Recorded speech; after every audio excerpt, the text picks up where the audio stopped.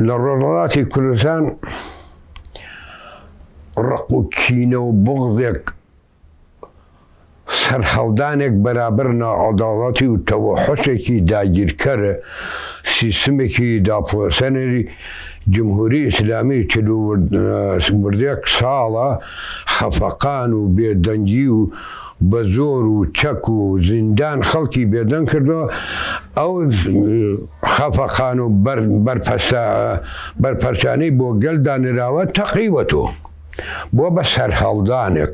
بۆ بە ڕاپەڕینێک بەرابەر ئەو تاریکی و تاریک پەرستی و خۆ بە دڵزانی و داپۆسێنەرەی کە لەسەر کۆمەڵگای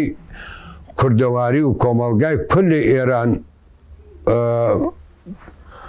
خۆی سەپاندووە ئیسە بەرابەر ئەوە هەڵساون بۆ بە سەرهەڵدان و ڕاپەڕین. ئیلهامێکە من با بۆی ئەچم هەر کەسێک جۆرێک فکر ئەکاتەوە. من ئەڵێم ئەو پرۆژەی کە لە ڕۆژئاوای کوردستان دروست بوو و نەتیجەی باش و پڕ لە عەداڵەت و یەکسانی لێ دروست بوو، نمونەیەک دوور لە گەندەڵی و فەساد و ئێل و عەشیرە و ناوچە و ماڵی ئێمە و ئامۆزاکەم و خاڵۆزاکەم ئەمانەی هەموو دەرباز کرد و بوو بە گرگیر، بوو بە ئەوەی کە وەڵامدەری داخوازیەکانی ئەو مرۆڤانەی کە لەو جۆغرافیا لەو کیانە لە ڕۆژئاوا ژیاون وەڵامدەری هەموو بوو، تێرکەری پرسیارەکان و داخوازیەکانی ئەوان بوون. ئەم ئیلهامی ڕۆژهەڵات لەوە کە دوێنا ئەو بەرخۆدانی لە کۆبانی و لە سەریکانی بوو بە نمونە بۆ هەموو مرۆڤایەتی. ڕۆژهەڵات پەیامی لەوە وەرگرت، ئەو پەیامەی بۆ خۆی ئەوێت دەستبەجێ جێبەجێ بکا و پەیامی ئیلهام ڕۆحی لێ بگرێت لە شعارەکان و لە ڕێخستنەکان و لە بۆچوونەکان و لە شرۆڤەکان و لە هەموو بوارێکدا ئەوێ لەو پەیامانە ئیسفادەکە و بەرەو پێش بڕۆ و ژن ئەبێ خالقە. خەڵک وان نەزانێ من خەریکم کفرەکەم ئەیکەم ژن ئەەکەم بەخوا. خالق یانە خوڵقێنەر، بەرهەمهێنەر، بەرهەمهێنەری کۆمەڵگا، بەرهەمهێنەری ئەقساد ئابووری. ژنێک لە ئاسی بەرهەم و خالقا بوو، بەرهەمهێنەر بوو، کۆمەڵگای بەرەو پێش برد ئەبێ ئازاد بێ. ئازاد ئەوەیش کە دژمنان بە گەلی ئەناسێنن، ئازاد بریتێ لە میکیاژ و قند ڕووتکردن و سەر ڕووتکردن و سنگ دەرخستن نییە برا. ئازاد ڕاوبۆچوون، ئازار بنیادنانی کۆمەڵگا،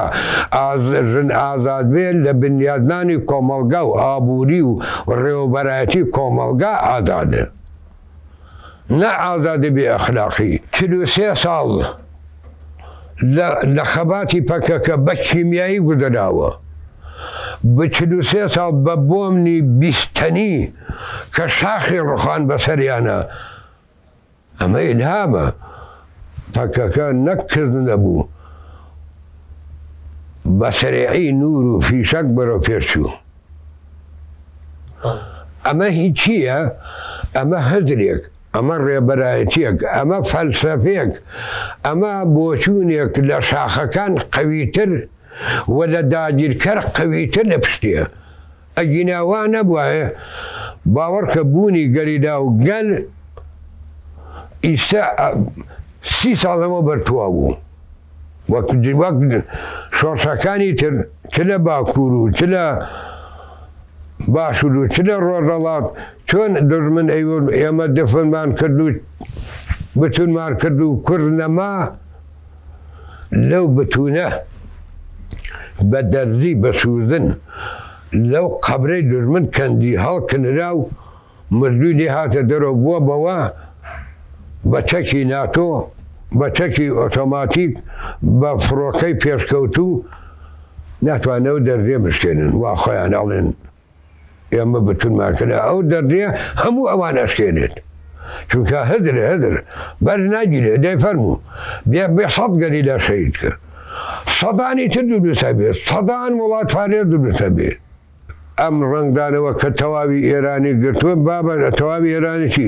پەرلەمانی ئوروپا ئەڵێ زەن زیندەگی ئازادی بە ئینگلیزی ئەڵێ بە عەرەبی ئەڵێ بە کوردی ئەڵێ بە فارسی ئەڵێ ئەمە ئۆمەدسازیەکە لەم ڕێخستنە و لەم فەلسەفەی ئوجەلانە پرۆژێکە بەناوبرایەتی گەلان یانێ پرۆژێ ئۆمەدسازی محەممەد هات ئیبراهیم هات ئیسا و موسا هات ئۆمەدسازیکەن کەم یەواش گیانیانە تا زمانێک کە ظهوری محەممەد هاتنی حەزرەتی محەممەد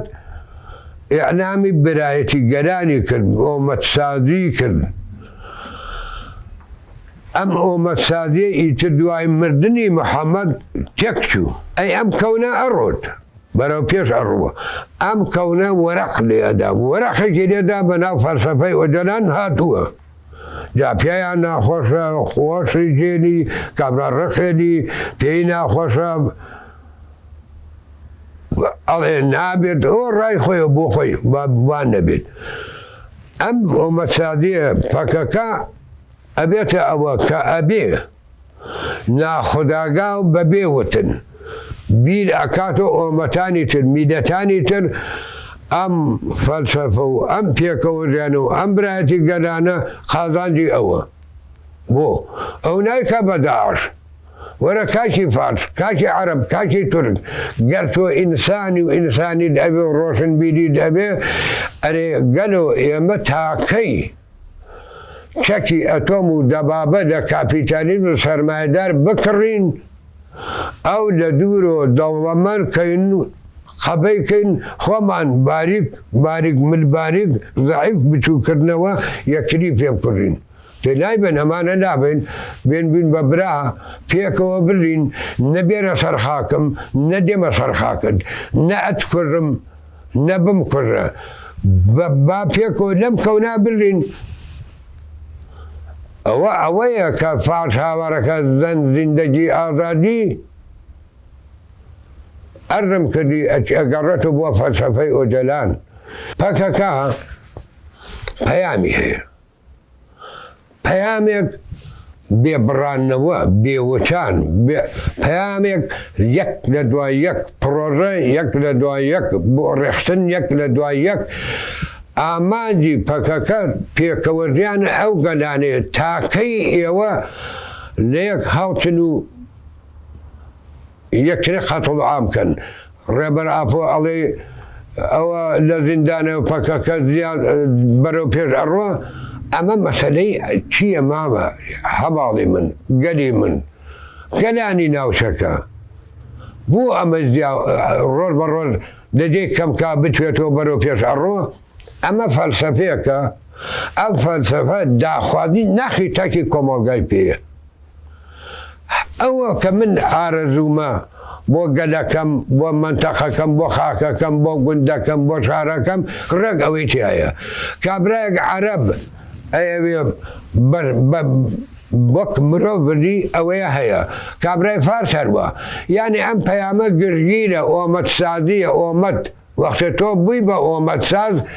ئیتر ئۆمەتانی تر هەموو ڕووتی ئەکەن چ لە زیندان نابیت چ ئیعدام بکرێت چ کۆسپ بۆ دانن چ بەربەستی بۆ دانن چ هەوڵ بن ڕەشتکەن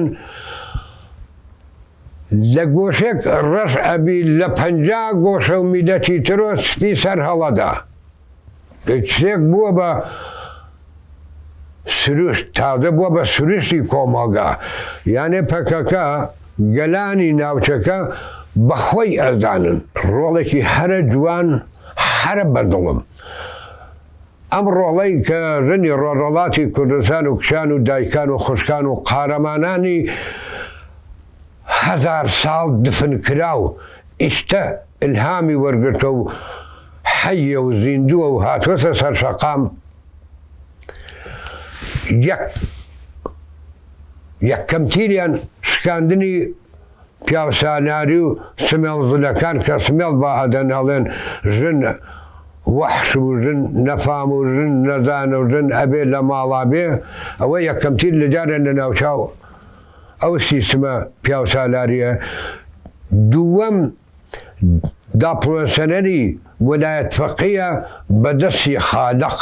خەڵقێنەر دایکانی ئێمە بەرهەمهێنەری ئازادی بەس سەنیا لە ژنە و نە لە پیاو باشترین پەیامیش ئەو ژنانی ڕۆژهەڵات کە وەریان گرتوون لەسەر شەقامن بەداخەوەیشە لەوانەیە هەنێ لاین بیرکەنەوە بڵێن کورەوە خۆی پەکەکەیە درۆکە یا چاواشەکە کورە ئەی بینین بابە من هەر نیم من لەم کەونا نیم شتێک بەناو حەسەن بوونی نییە فەرموو سەری ڕۆژاواکەن فەرموو لە باشوورە یەک ژنەک یەک پیاو نایەنە سەر شەقام پشتگیری ڕۆژهەڵات ئەمە ڕاگەاندنێکی زۆر ناشرینیشم بینیوە لەبەر خاتر گەلەکەم نایڵێم چی ئەڵێن بە گەلی ڕۆژهەڵات ئەمان لە گەلی ڕۆژئاوا چون ژن لێنا دەسەڵاتدارە ژن ساحب فەلسەفەیە چۆن پشتگیری ڕۆژهەڵاتەکە کۆبانیە کە بەدەستی پیاو وێران کرا پیاوی داعش و پیاوی تورک ژن لێنا دەسەڵاتدارە